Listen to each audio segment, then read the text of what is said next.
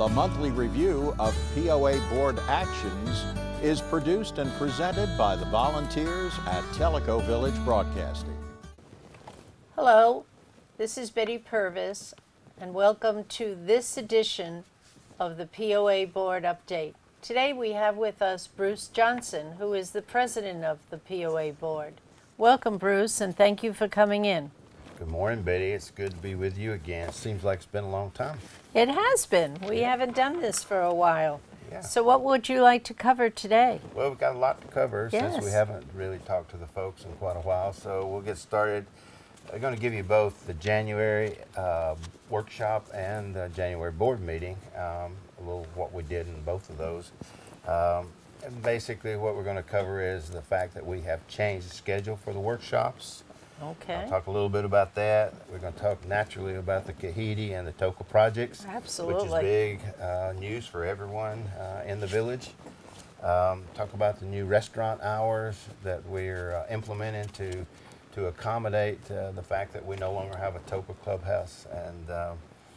And then, you know, as people know, that's been up at the Wellness Center, the pool's closed. We're doing some work up there. I'll talk a little bit about that as well. And then we'll get into our finances, and last but not least, the board goals that we hope to put in place for the year 2019. So, okay, let's jump right into all those updates. all right, first thing I want to talk to you about is the change in the schedule for the workshop. I've been on the board now going on 4 years, and I get confused, so I thought probably everyone else gets confused as to when the meetings are. We do a good job of advertising those in the Telegram. Right. But to be consistent, what we want to do is put them both on the same schedule. We might move the days later, but for right now, we're going to have our executive sessions in the morning so we can get our work done there. And then we have moved both the workshop and the board meeting to the afternoon. Oh. And those will be at 1:30. So the first Tuesday of every month, we will have the workshop. It will be at 1:30 in the afternoon. And then on the third Wednesday of every month, we will have the board meeting, and that will also be at 1:30 in the afternoon. And workshop will be at the POA Right. office, and the board meeting will be at the Yacht Club. So we're beginning to change these things so that we can be consistent, so people will not have to like, now was that a Tuesday or is that a Wednesday? So I think we're getting closer, and I think it'll work better for everyone. So that's what we're doing with regards to our schedule and trying to make things better for everyone. Well, I think that's going to help with people having conflicts in the morning with other meetings and activities. So maybe more people will attend the meetings this Well, way. let's hope so. You know, that we are a morning type community around here. Everyone likes to do things in the morning and be finished by lunch. So maybe they can do that and then be able to come to our meetings. Yep. There are open meetings, and we strongly encourage people to attend. Absolutely. Absolutely. A lot of information is transferred. Exactly. So let's move into the two big projects, which is Kahiti and Toka. Well, if you've been away, if you're a snowbird or whatever, and you're beginning to come back in, or if you've just not been paying attention, back in December we approved the projects. We included them in the 2020 budget, and sure enough, in January we started the ball rolling. The double wide was moved. It is now, guess what? It was reused, and it is now the Toka Pro Shop. And so Good recycling. yeah, exactly. And when we got that in there, we were then ready to tear down the Toka Clubhouse so we could get construction underway. But before we did that, we were able to let the fire department come in and spent 3 days doing training in a building where they actually used smoke, and they turned the lights off, and it was pitch dark, and they went in with their hoses trying to find people, and they were able to use their halogen tools and knock windows out and things like that. And so they kind of helped us tear the building down a little bit with their training, but it was a very effective way for us as a community to get some real training in a building, if you will. So, but then the Toka Clubhouse, as I said, it was raised. It's down. With all the weather that we've been having and the rain, yes. It's kind of been a little difficult. It's even more difficult for them to start doing footers and stuff of that nature. But some of these days we'll get a break on the weather, and next thing you know, footings and floors will be in, and then walls will go up, and then it'll start taking shape. So, but first we had to get everything torn down, and we've done that. So those two projects are well underway, and we're getting ready for construction of both sites. What we've tried to do is to keep everybody up to date. Is that we wanted to on our telegrams, every time we have a telegram, that we're putting a little blurb in there about where we are with both projects. So open as we can be about what's going on. We are committed to bringing both things in on schedule and within budget. And then we'll be keeping everyone updated. And if you can't or don't get the telegram, then you can go to our website under news and bring that up, and you can see pictures of what's going on as well as status in print. So keep in touch with us. Let us know what you think. Look at the telegram, look at the website, and keep informed. That's the best thing I can tell you to do. And as we go along, we'll be having more meetings and more discussions, and we'll keep you informed. I promise you that much. I'm sure that link is going to be advantageous to our villagers. Excuse me. And keeping them up to date. We went over and watched the beginning of the tearing down of Tellico. It was very interesting. Well, now that we have Tellico down, that eats into our restaurants schedule. So how are we handling that? Well, it takes some shifting to do. But basically what we did is because lots of people enjoy breakfast at Tellico. Yes. So now we have moved breakfast up to Tenassi. Right. Tenassi will be serving breakfast, and they will serve lunch and dinner from 8 in the morning to 8 at night. Starting in April, we hope to open up the yacht club for lunch and Sunday brunch, and we hope that will take some of the strain off of Tenassi while Tellico's closed. And I'll remind you folks that we're doing this as a test.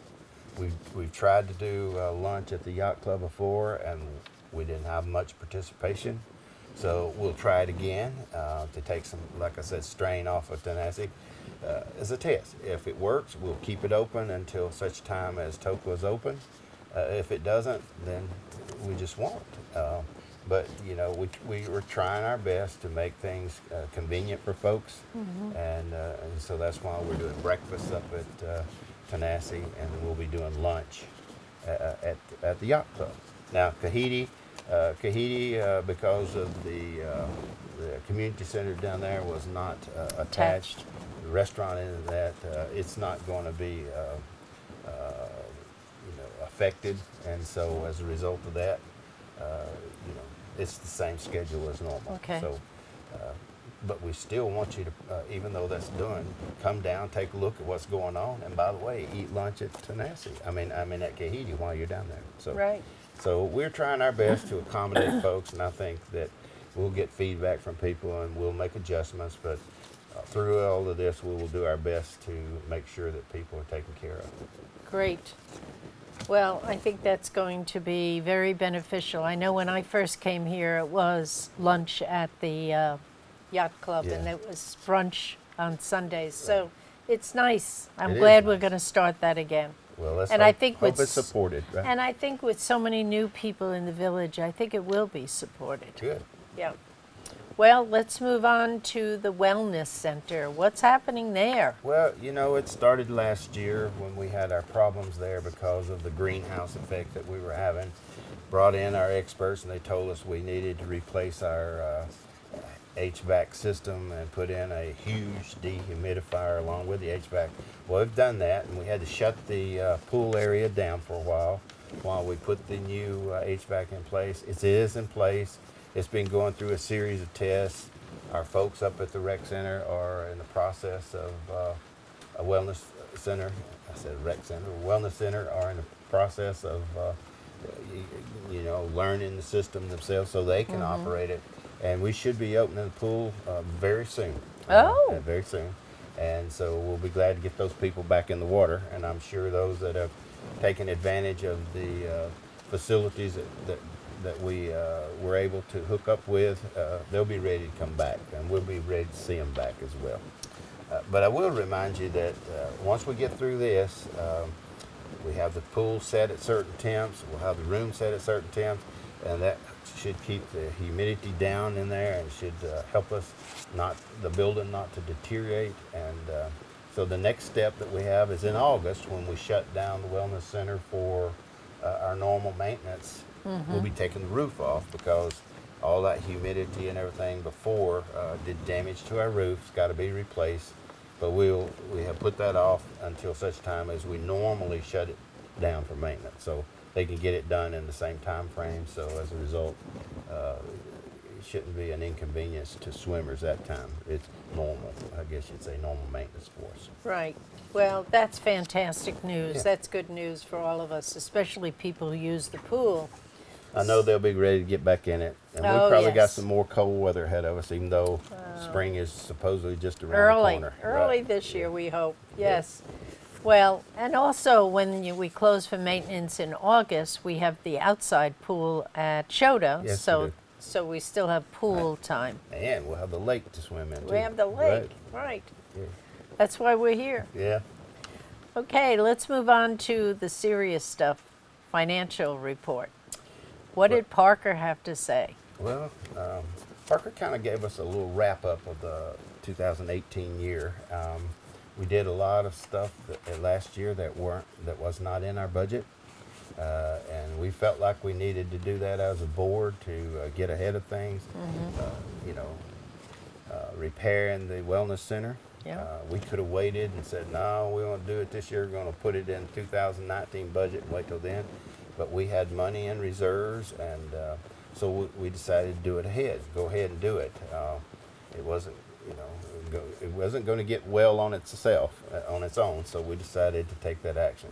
Likewise, we had in our budget last year to fix Sequoia Road, Yes. and Chota Road and Toka Road, and we did all those. But as we were doing Sequoia Road, we also realized that while the equipment there was in place, we should go ahead and do those feeder roads that were on the southwest side of Sequoia. 6 of those roads through there, so we decided to move those up in our schedule and get those done, so it would cost us less in the long run by doing it because the equipment was there, Right. etc. So Makes sense. tried to be smart and tried to get that done, but naturally it wasn't planned. So as a result of that, we exceeded our budget for last year for maintenance, but we had enough in reserves to cover it, and then we saved some money as a result of the equipment being in place. So overall, while we were a little bit over budget in the maintenance area, it was for the right thing to do. We did receive a check from Kahidi. Kahidi wrote us a check for $148,000. That was the amount that they had said that they would fund the portico part of the Kahidi Community Center. They will be doing that. The initial estimate for that portico was $148,000, so they wrote us a check, which we put in reserves, and that will be used to pay the contractor to do that work. There will be some additional costs associated with that portico, like lighting and stuff like that, and the tables and chairs outside, etc. And all of that will be coming from private funds from the Kahidi residents as well. And as that occurs, they will be paying for that out of the monies that they've raised. And I believe the number was somewhere in the $190,000 to $200,000 range that they raised. So they have funds left to make all of their acquisitions that they need, and they're moving forth to do that. We also went and secured the loan for the Toka Clubhouse. While we funded the Kahidi Community Center out of reserve funds, we funded the Toka Clubhouse part of reserves and part of loan. We got a $1.2 million loan, good rate, and so as a result of that, we put that in place. So everything's moving forward with both of those projects. The estimated completion date for Kahidi is July the 26th, and the estimated completion date for Toka is November 25th. And all I can say is what a great Thanksgiving present for us all. You know? We are looking forward to this. I'm sure everybody is. I got a few more things that they did with regard, he pointed out with regard to finance. I'll go over those quickly. If anyone wants to really see the exact numbers and things of that nature, they can go out on the website. Right. They can look at the minutes for these workshops and whatnot, and they can, I think they can also look in the Telegram, because I think Parker has put out things, some information like our things that we did in 2018. So look out on the web. If you can't find those, then you come to our board meeting, ask the question, we'll answer it for you. Great. That's the way we operate. Basically, we were golf was down, no surprise for the year. All the rain we've had? Substantial amount. I can't remember the number of days that I've seen it in that Jim West briefed it, but it was an astonishing number of days that we lost to rain this year. Now, you know, I thought it rained in the Great Northwest and in England, but I've visited England, I've visited the Great Northwest, and I have never seen rain like this rain, steady as it is. I think we hit records. I think we're doing our part to change the climate around the world. Anyway, water and sewer, we installed more tanks than when we thought we would. We built 156 new homes, and we had to put in tanks for that. So, you know, as a result of that, we get more revenue. But on the flip side of that, is more expense to put it in the ground. So, but we did quite well there, and the fact that we put in, I think, about 36 more tanks than we thought we were going to, and so the village obviously is growing. Very much so. We hope that will continue that way, and the board is doing its best to stay up with it to make sure that as we grow, we're well maintained as well. So basically, I guess you'd say maintenance expense was over budget, but we understand why, and it was planned to be over budget, and so water and sewer repairs were slightly over because we had some pump problems, and we had a wet well problem. But you know, for a village that's 30 years old, we're doing our best, and we're doing a great job of staying up with it, and that is to make sure that it's well maintained and that it will handle the growth in the future. So that's one of our goals for this year as well.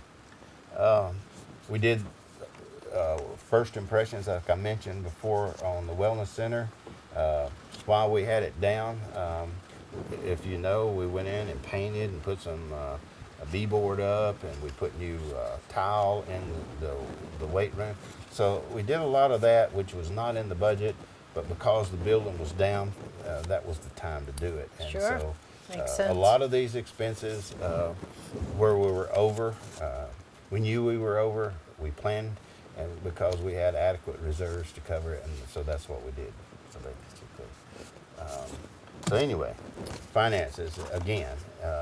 If you really want to see the finances, go out to the website, take a look out there, look at the Telegram, because we're oftentimes putting the status of our funds and whatnot in the Telegram with reports. And last but not least, come to our board meetings, and if you have questions, raise questions, and we will answer them. Great.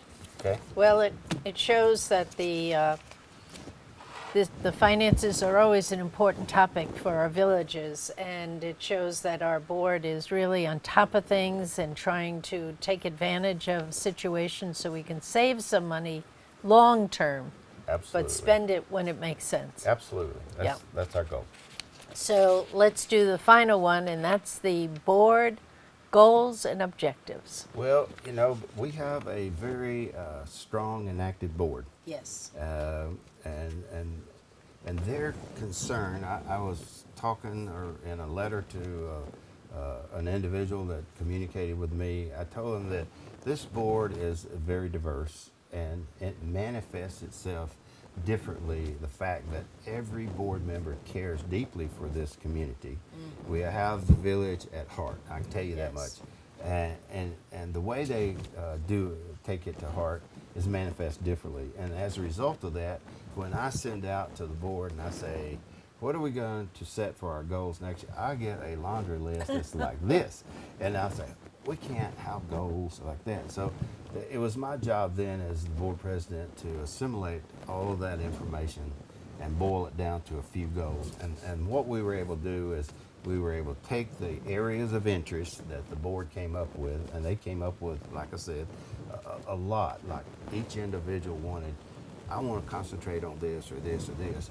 And then to compress all of those and put those into categories and then come up with goals. We were able to do that. Now, we have not approved those yet. They were presented at the workshops. Right. And then I believe that we'll be voting on those at the we're in February. It'll be voted on at the February board meeting. And Okay. so let me just go over a couple or several of these areas. For example, we're interested in updating the Blue Book. The Blue Book is very complicated and convoluted, some people would say, in that it's grown over time as the village has grown. Now we need to reorganize it and put it in a structure so that people, if they want to know about garden fences, or if they want to know about trees, or if they want to know about what they can do for landscaping, or what shades of they can go right to it very quickly. Hey, and so good. there's time that we take a look at that and reorient. Now, in conjunction with that, some on the board wants to take a look at keeping this community green, if you will, keeping Right. it beautiful, beautification, making sure that water runoff is proper, that we don't have silt buildup, you name it.